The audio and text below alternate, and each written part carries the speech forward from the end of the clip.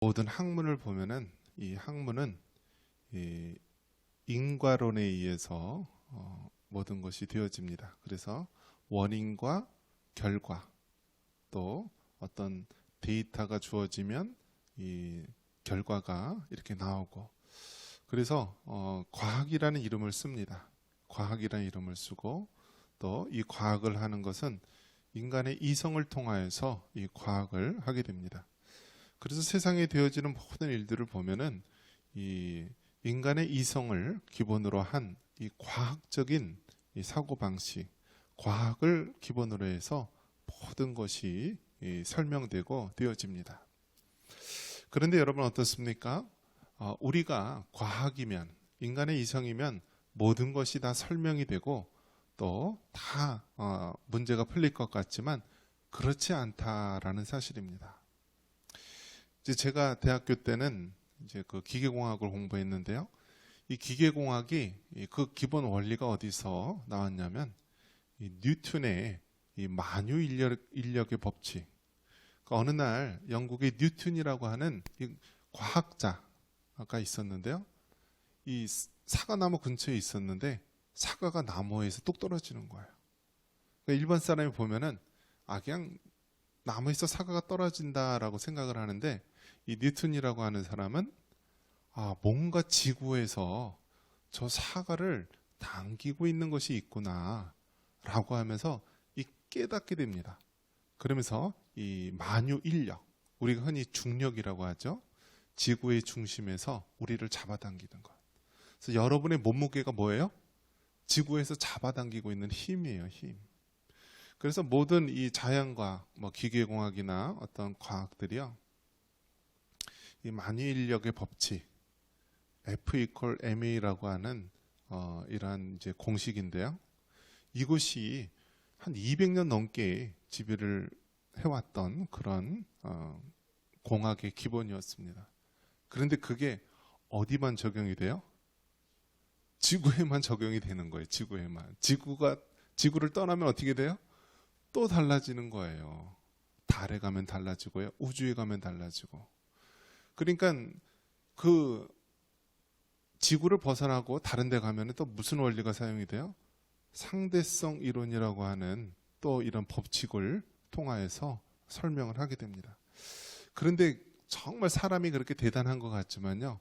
우리가 이 해결하는 이 바운드리 범위가요. 지구, 달, 기껏해야 이 태양계예요. 태양계. 우리가 보는 이 밤하늘에 보는 별이요. 이미 수십억 년에 비쳤던 빛이라고 합니다. 그만큼 멀리 떨어져 있는 별이 우리 눈에 보이는 거라고 해요. 그래서 지금 현재로 그 별이 없어진 별일 수도 있다라는 거예요. 그러니까 이 세상 모든 것들을 보면은 우리 인간이 그렇게 자랑하는 이성과 과학으로 설명할 수 있는 것이 정말 한정되어 있고 너무 조그맣다라는 거예요. 그러면 우리가 이 육적인 우리 이성으로 설명할 수 있는 그 너머에는 무엇이 있을까? 그것이 바로 영적인 세계입니다. 한번 따라해 볼까요? 영적 세계. 그래서 우리가 예수님을 믿는다라는 것은 얼마나 대단한 것이냐면 이 육적 세계, 우리가 눈에 보이고 우리가 살고 있는 이 육적 세계를 넘어서는 정말 고차원적인 그러한 세계입니다. 그래서 육적 세계도 이해가 잘 안 되는데 그 너머에 있는 영적인 세계를 우리가 알고 살아간다라고 하는 것은 하나님의 은혜가 아니고서는 이건 도저히 설명될 수 없는 것입니다. 그래서 영적 세계를 안다는 것, 이것은 곧 우리가 하나님을 믿고 또 예수님을 믿고 성령님의 그 놀라운 은혜와 능력을 믿고 살아가는 자라면 우리는 자연스럽게 이 육적 세계로 설명할 수 없는 뭔가 다른 세계, 영적인 세계가 있구나. 그래서 우리는 이 하나님의 영적인 세계를 있다는 것을 알고 이 영적 세계를 어떻게 할 수 있느냐? 성경이 말씀해주고 있는 바대로 아는 것입니다. 우리가 아무렇게나 영적인 세계를 다 설명할 수가 없는 거예요. 성경이 말씀하고 있는 데까지 우리가 나아가면 되는 것이고요. 성경이 말씀하고 있지 않은 바는 우리가 굳이 거기까지 생각할 필요가 없는 거예요. 그래서 유명한 신학자는요, 성경이 말씀하고 있는 데까지 가고 성경이 멈추면 거기 멈추고 늘 성경이 말씀하는 데까지 가라는 거예요. 그런데 이단들은 어떻게 하나요? 이단들은 꼭 성경이 말씀하고 있지 않은 바를 이야기를 해요. 그러면서 교묘하게 사람으로 하여금 뭔가 궁금증, 호기심을 남기면서 이 잘못된 길로 미혹하고 이끄는 것입니다. 그런 부분에서 여러분, 정말 우리는 하나님의 말씀을 통하여서 그 영적 신비를 바로 깨달을 수 있는 여러분이 되시기를 바랍니다. 자, 그래서 오늘 읽은 이 로마서 8장 28절 이 말씀을 알면은요, 무엇이 풀리냐면 영적 세계, 하나님의 영적 세계에 대한 창문을 우리가 보는 거예요. 여러분, 집에 창문이 있잖아요. 창문이 없다면 어떻죠? 이 집 안에 있는 사람들은 바깥 세상을 보아요? 못 봐요? 못 보는 것이죠. 이 창이라고 하는 것은 이 보다 넓은 세상, 이 집 바깥에 있는 다른 세상을 볼 수 있는 그러한 하나의 굉장히 중요한 이 역할을 하는 것이죠. 그래서 이 로마서 8장 28절 이 말씀, 모든 것을 합력하여 선을 이루시는 이 하나님에 대해서 안다면 우리는 하나님의 영적 세계에 대한 그 신비로운 부분들을 알 수 있는 중요한 이 창문을 얻게 되는 거예요. 한번 28절, 로마서 8장 28절 한번 같이 한번 읽어보겠습니다. 자, 시작. 이와 같이 다시 읽겠습니다. 우리가 알거니와 하나님을 사랑하는 자, 곧 그의 뜻대로 부르심을 입은 자들에게는 모든 것이 합력하여 선을 이루느니라. 아멘. 한번 따라해 보겠습니다. 모든 것이 합력하여 선을 이루느니라. 여러분, 이 말씀을 잘 깨달아 알면은요, 우리가 영적 세계를 이해할 수 있는 그 창문을 우리가 볼 수 있는 거예요. 모든 것이 합력하여 선을 이룬다. 이것은 무슨 의미냐면 개인적인 우리 삶 속에서도 적용해 볼 수가 있고요. 우리가 이 땅에 살고 있는 모든 이 세상에 대해서도 설명해 볼 수가 있습니다. 자, 예수님을 믿으면은 만사 형통하고 모든 것이 잘 풀려야 되는데요. 그렇지 않다라는 것을 알 수가 있습니다. 예수님을 믿는데도 예수님을 믿지 않는 다른 사람과 똑같이 아플 수가 있고요. 병들 수가 있고요. 또 원치 않는 사고를 당할 수도 있고 또 여러 가지 가정과 이 사회에서 살아가는데 또 불행한 일들을 만날 수가 있습니다. 자, 그런데 중요한 것은 무엇이냐면 모든 것이 합력하여 어떻게 된다고요? 선을 이룬다라는 거예요. 선을 이룬다. 우리가 이것을 확실하게 알 때, 우리가 이것을 확실하게 믿을 때 흔들림 없는 믿음을 가질 수가 있는 것입니다. 여러분, 종교 간의 이동이라는 것이 있습니다. 이게 무엇이냐면 과거에는 이제 예를 들어 기독교를 믿었는데요. 나중에 불교로 간다거나 뭐 이슬람교로 간다거나 그런 사람이 있을 수 있습니다. 그런데 그런 사람들의 공통적인 특징이 무엇이냐면 하나님을 자기가 생각한 하나님으로 만들고 믿는 거예요. 그러니까 진짜 하나님을 인격적으로 만나고 성경이 말씀하고 있는 하나님을 믿는 것이 아니라 하나님은 이럴 것이다라고 자기가 이 허구의 하나님을 만들어 놓고요. 자기가 생각한 대로 되어지지 않으면 이것은 하나님이 아니다, 신이 아니다 하면서 떠나는 거예요. 얼마나 어리석은 일입니까?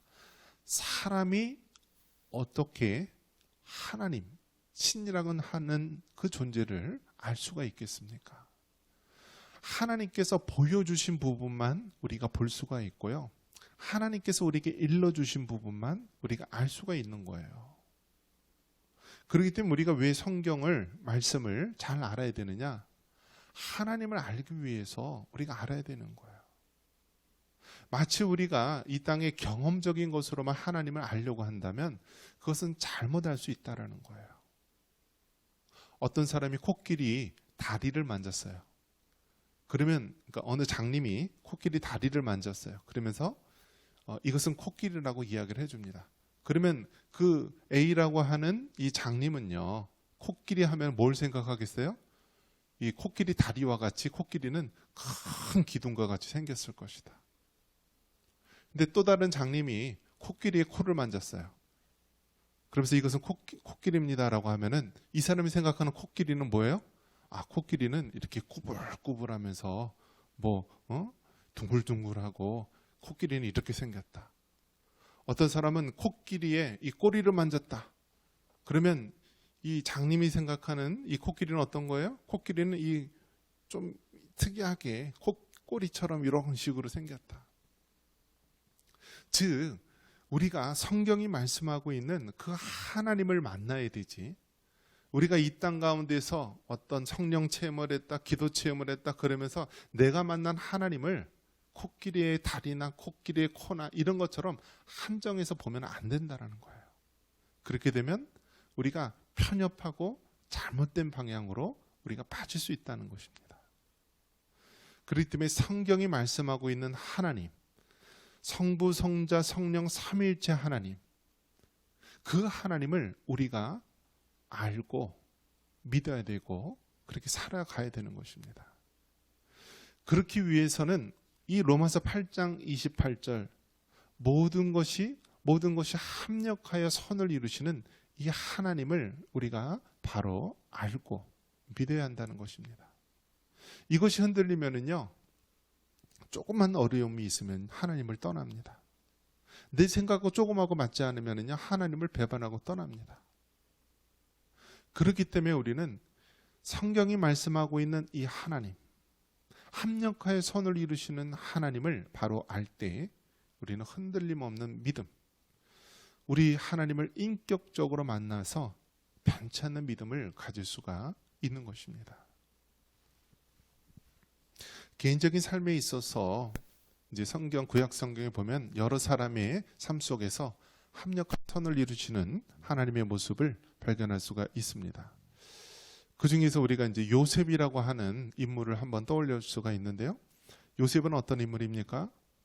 아브라함이 이삭을 낳고 이삭이 야곱을 낳고 야곱이 12아들을 낳는데 그중에 이제 11번째 아들이죠. 야곱이 자기 좋아하는 이 부인 라헬을 통하여서 난 자녀가 이 요셉입니다. 그래서 요셉은 어릴 때서부터 채색 옷을 입히고 사랑하죠. 그런데 형들의 시기심에 의해서 이제 애굽으로 이제 노예로 팔려가게 됩니다. 자, 그곳에서 이제 노예 생활을 하는 것이죠. 그런데 요셉이 워낙 지혜롭고 또 능력 있고 모든 것이 모범적이고 훌륭한 사람이기 때문에 그곳에서 인정을 받습니다. 그래서 그 당시 애굽의 친위대장 보디발의 집에서 가정 총무로서 신임을 받고 일을 하게 되죠.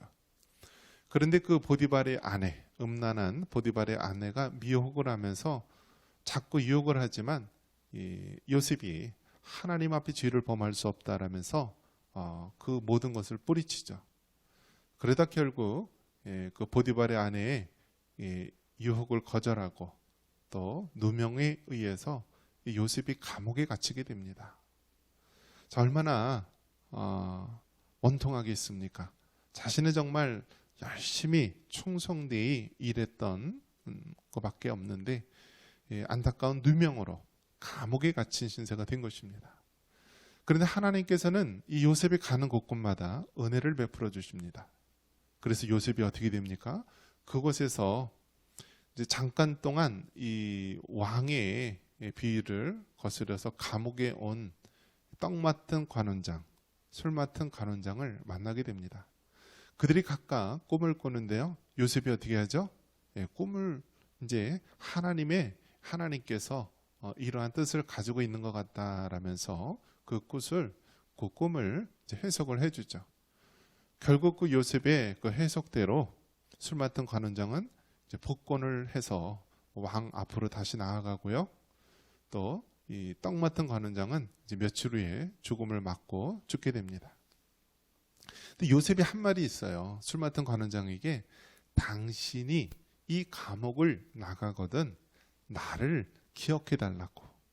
나는 아무 죄가 없는데 이렇게 감옥에 갇히게 됐으니까 당신이 여기서 나가게 되면은 바로왕 앞에서 얘기를 해서 나를 기억해서 나를 좀 빼내달라고 이야기를 합니다.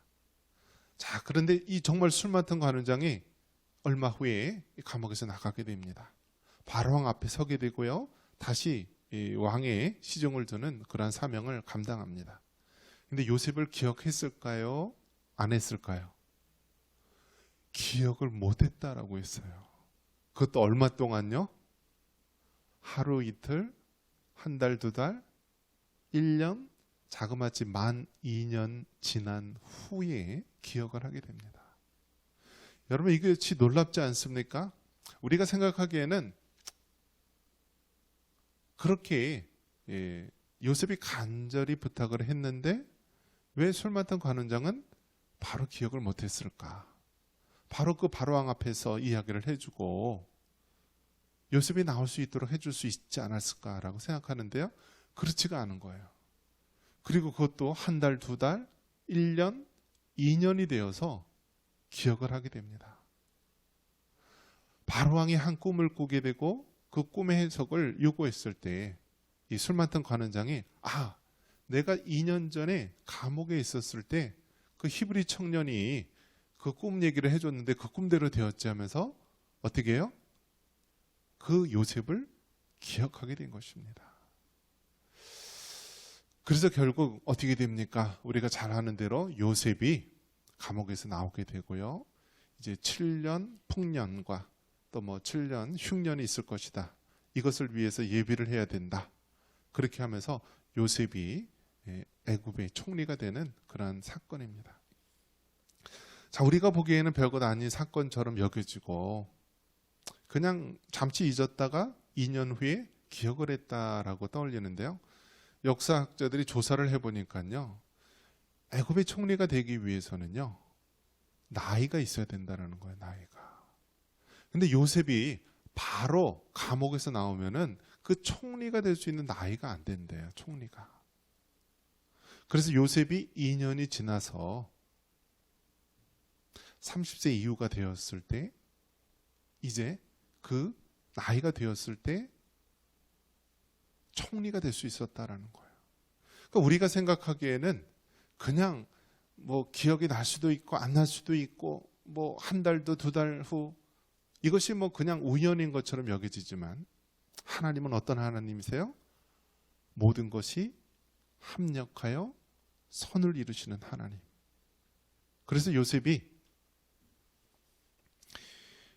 2년 후에 기억이 되어져서 바로왕 앞에 서게 되고 또 이스라엘의 애굽의 총리가 되고 자기 민족 히브리 이스라엘 민족을 그 가난과 가뭄에서 구원해내는 그러한 사명을 감당하게 되는 것이죠. 이처럼 여러분 개인의 삶 속에서도 우리 하나님은 어떠신 하나님이에요? 모든 것이 합력하여서 선을 이루시는 하나님.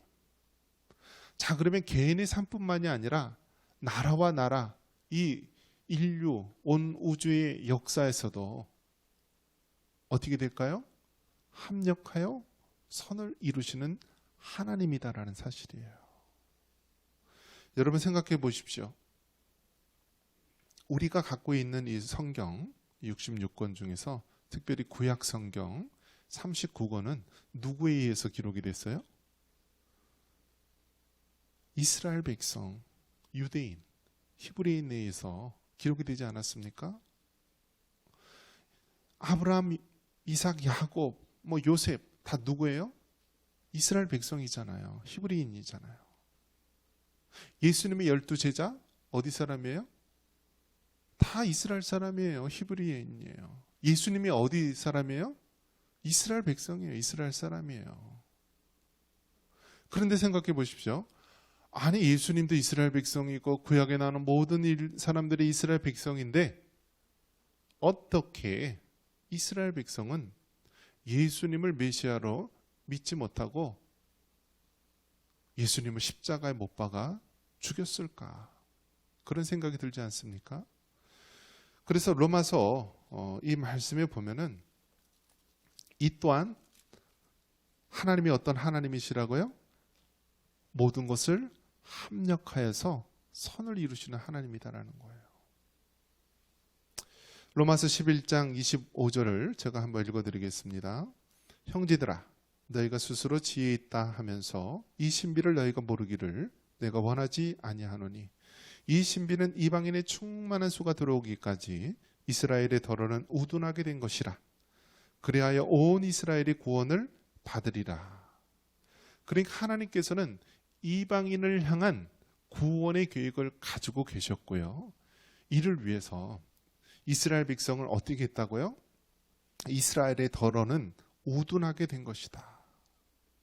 그래서 하나님께서 이 구원의 계획 속에 보면은 구약 시대에는 혈통적인 이스라엘 백성을 통하여서 하나님의 구원 역사를 보여주고 있지만 이제 신약 시대에 와서는 하나님께서 이 아브라함의 후손, 이 혈통적인 후손이 아니라 예수 그리스도를 통한 모든 이방인에게도 예수 그리스도를 통한 구원의 계획을 열어놓으신 거예요.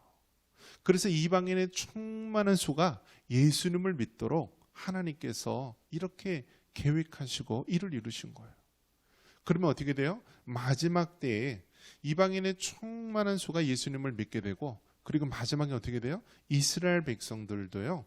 구원의 역사가 막 물밀듯이 일어나게 된다는 거예요. 2000년 전에는 그렇게 예수님 믿는 사람을 핍박하고 예수님을 십자가에 못 박고 예수님의 12제자를 그렇게 순교시켰던 이스라엘 백성 유대인들이 이제 마지막 때는 그들이 예수님을 메시아로서 믿고서 그 충만한 수가 이스라엘 백성 가운데 또 들어오게 된다는 거예요. 자, 이것을 통하여 무엇을 할 수 있다고요? 모든 것이 합력하여서 선을 이루시는 하나님을 알 수가 있는 것입니다. 말씀을 정리합니다. 여러분, 우리가 믿는 하나님 어떤 하나님이라고요? 모든 것이 합력하여 선을 이루시는 하나님입니다. 현재 여러분의 삶 속에서 어려움이 있습니까? 문제가 있습니까? 질병과 세상에 여러 가지 어려움이 있습니까? 우리 인간의 눈으로는요, 이해하기 힘들어요. 그런데 단 하나 우리가 믿고 의지하는 것, 우리가 믿는 하나님은 어떤 하나님이라고요? 모든 것이 합력하여서 선을 이루시는 신실한 하나님이심을 믿으시기 바랍니다. 그럴 때 우리가 어떠한 환난과 어떠한 일이 있다 할지라도 우리가 믿는 하나님, 신실하신 하나님이기에 우리가 이 모든 것을 다 받아들일 수 있고 하나님 앞에 영광을 올려드릴 수가 있는 것입니다. 모든 것이 합력하여 선을 이루시는 하나님께서 나의 삶, 또 이 나라, 이 민족, 온 인류를 붙잡으시고 하나님의 주권 속에서 하나님의 선하신 계획대로 이루어 나가심을 믿으시기 바랍니다. 이러한 은혜가 있기를 주님의 이름으로 축원합니다.